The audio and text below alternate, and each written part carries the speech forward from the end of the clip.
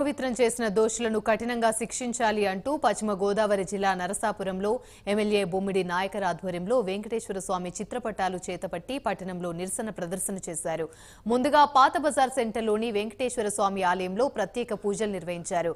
అక్కడి నుంచి sub collector కార్యాలయం వరకు ప్రదర్శన నిర్వహించి అక్కడ ధర్నా చేశారు. అనంతరం ఎమ్మెల్యే బొమ్మిడి నాయకర్ ఆధ్వర్యంలో ఆర్డీఓ అంబరీష్ కు వినతి పత్రం అందించారు.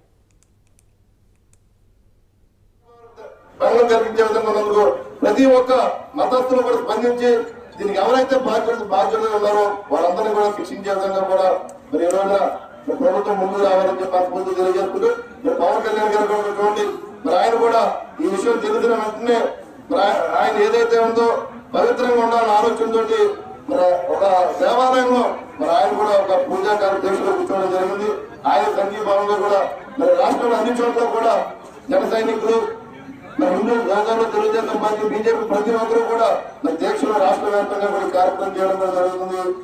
ఏదైతే దీనికి ఎవరైతే బాధ్యతలు ఉన్నారో ఈ బాధ్యతలు ఎటువంటి నీతిపాట్లు ఉన్నా, ఎటువంటి ఇబ్బందులు ఉన్నా, ఎటువంటి కష్టాలు ఉన్నా ఒకసారి దేవునికి స్పందించని దైవతల్లికి ఒక నమస్కారం పెట్టుకుంటే వాళ్ళ సముద్రాన్ని కూడా సంపూర్ణంగా చేస్తారంటే పరిపూర్ణ విశ్వాసం నమ్మకం మన హిందూ గౌరవంలో ఉన్న విషయాలు కూడా ఈ సందర్భంగా నేను అందరూ కూడా తెలియపడుతున్నా.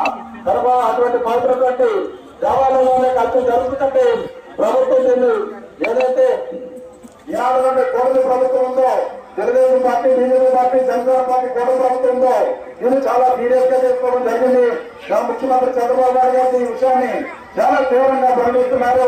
అదేవిధంగా జనసేన పార్టీ అధినేత చూపిస్తూ పవన్ కళ్యాణ్ గారు కూడా ఈ విషయాన్ని చాలా తీవ్రంగా పరిగణిస్తున్నారు. బీజేపీ సోదరులు కూడా ఈ విషయాన్ని చాలా తీవ్రంగా పరిగణించడం విషయాన్ని